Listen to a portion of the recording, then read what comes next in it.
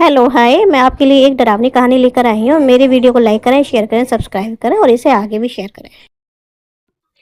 वो रात 12 बजे के बाद अपने घर से बाहर निकलती है, लेकिन घर से बाहर निकलने से पहले एक बार दरवाजे से झांककर जरूर देखती है कि कहीं कोई उसे देख तो नहीं रहा। जब भी वो घर से बाहर निकलती, अपने साथ एक घड़ा लेकर निकलती। अपने साथ घड़ा लेकर क्यों निकलती, किसी को नहीं पता। हजारों वर्षों से संघर्षरत वो आत्मा दबे पैर जंगलों की तरफ जाती और निरंतर प्रयास करती रहती। लोगों को उस आत्मा का डर था, इसलिए आधी रात के बाद वो अपने घर से बाहर कभी नहीं निकलते। छम छम करती हुई भूतनी, गांव के सभी लोगों का उसका अंदाज रहता कि वो अब घर से बाहर निकल रही है। और जब भी वो घर से बाहर निकलती, उसके रोने की आवाज आती। गांव के किसी भी व्यक्ति को नहीं पता कि वो क्यों रोती है। एक बार शहर का एक लड़का गांव की इन बातों से अनजान अपनी बुआ जी के यहाँ छुट्टियां मनाने के लिए आया। शहर से आया वो लड़का इन बातों में कभी बिलीव नहीं करता था, लेकिन फिर उसने सोचा, अगर ये बात वाकई में सच है तो क्यों ना उस आत्मा को एक बार देखा जाए। वो लड़का आधी रात के बाद अपने घर के बाहर खिड़की से झांकने लगा और उसका इंतजार करने लगा। जैसे ही छम छम छम छम करते हुए उस भूतनी की आवाज आई, वो खिड़की से बाहर उस आत्मा को देखने लगा और सोचने लगा, क्या है राज इन सभी बातों के पीछे। क्यों ना एक बार उस आत्मा से मिला जाए। वो चुपके से उठा और उस आत्मा के पीछे चल दिया। क्या थी सच्चाई इन सभी घटनाओं के पीछे, क्यों ना एक बार इस बात को जाना जाए। चारों ओर गहरा सन्नाटा, छम छम की आवाज, ठंडी ठंडी चलती हुई हवा। के सामने खड़ी वो आत्मा और डरावनी लग रही थी। और अचानक वो उस लड़के की आंखों के सामने आ गई। लड़का उसे देखकर एकदम घबरा जाता है। वो थोड़ी सी हिम्मत जुटाता है और पूछता है, तुम इस तरह हर रोज रात में रोती हुई घर से बाहर निकलती हो, क्या है इसका कारण? तुम क्यों रोती हो और घर से निकलकर कहाँ जाती हो?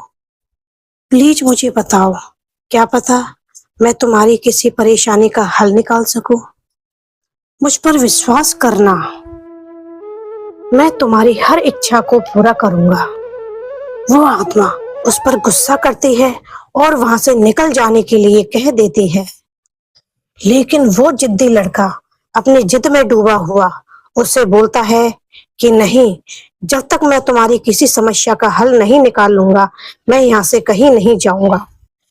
मैं अभी तक भूत प्रेत किसी पर भी विश्वास नहीं करता था, लेकिन मैंने पहली बार किसी आत्मा को देखा, वो भी तुम्हारे दुख भरे रुदन को सुनकर मेरा दिल पिघल गया।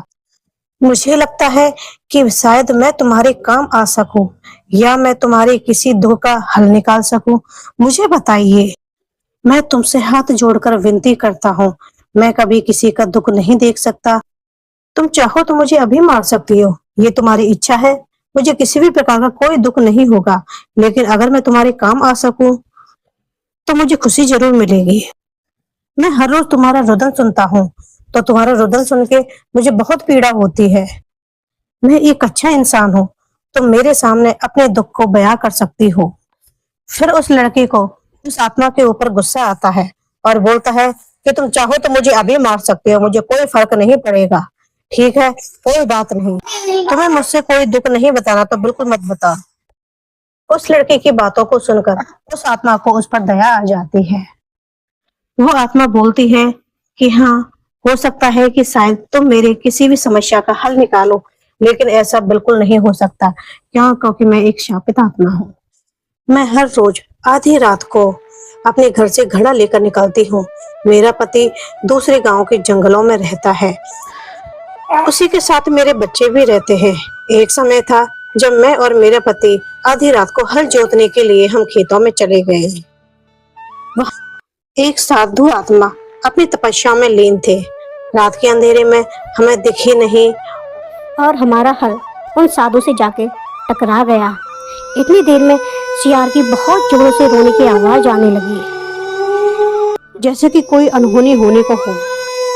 वो साधु बिना कुछ जाने बूझे सीधा श्राप दे बैठे और बोले कि आज से ही तुम्हारा पूरा परिवार बिखर जाएगा और तुम सभी मृत्यु को प्राप्त हो जाओगे, और ये नारी तुमसे कहीं दूर अलग होकर तुम्हारे लिए आजीवन तड़पेगी, और जिस दिन ये मृत्यु को प्राप्त होगी उसी रात से रोज तुम्हारे लिए एक घड़ा पानी लाकर तुम्हारी प्यास बुझाया करेगी। इस तरह हजारों सालों तक तुम ऐसे ही भटकते रहोगे। इस तरह वो महिला गिड़गिड़ाते हुए साधु के चरणों में गिर गई और अपनी गलती के लिए क्षमा याचना करने लगी और बोली कि हे महाराज, हमें हमारी गलती के लिए क्षमा कर दीजिए। रात का अंधेरा था, हमें आप दिखे नहीं, इसलिए हमसे इतनी बड़ी गलती हो गई। मेरे पति और इन बच्चों के बिना मैं कैसे जीऊंगी, और ये बच्चे मेरे बिना कैसे रहेंगे? कृपया करके कोई उपाय बताइए जिससे हमारा ये श्राप उतर जाए। वो साधु बहुत दयावान थे। उन साधु को उस महिला पर और उसके परिवार को दया आ गई, इसलिए उन्होंने बोला कि मरने के बाद उस गांव के जितने भी लोग हैं उनको तो कभी परेशान नहीं करेगी। मरने के बाद हमेशा उनकी सहायता करेगी। कभी किसी पर भी पीड़ा आए या किसी भी प्रकार की विपदा आए तो उनका सहयोग करेगी। लेकिन याद रहे, किसी को पता नहीं चलना चाहिए कि तो उनकी रक्षा करती है। अगर ये बात किसी को पता चला तो वो व्यक्ति उसी दिन मर जाएगा। इस तरह ऐसा कहते कहते वो सन्यासी वहां से चले गए और उनका पूरा परिवार बिछड़ गया। ना तो माँ अपने बच्चों के साथ रह पाती है, ना बच्चे अपनी माँ के आंगन में खेल पाते। इस तरह वो आत्मा कहती कहती कुएं से पानी भरने लग गई और बोली, अब तुम्हारा समय भी नजदीक आ गया है, अब तुम भी ज्यादा समय के लिए नहीं जी पाओगे। मैं ये बिल्कुल भी नहीं चाहती थी कि तुम मेरी वजह से मर जाओ, लेकिन तुमने ही अपनी मौत को बुलावा दिया है। इस चीज का मुझे हमेशा अफसोस रहेगा।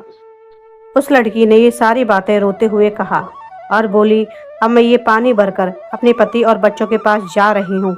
आशा करती हूँ कि तुम्हें अगला जन्म बहुत अच्छा मिले। वो आत्मा वो घड़ा लेकर वहां से निकल जाती है। तभी वो लड़का अचानक नीचे गिर जाता है। उस तरह उसे कई सारी आत्माएं उस लड़की को घेर लेती हैं और जान से मारने की कोशिश करती हैं। इस तरह अचानक वो लड़का भूतों के संपर्क में आकर मर जाता है और उसके जीवन का अंत हो जाता है।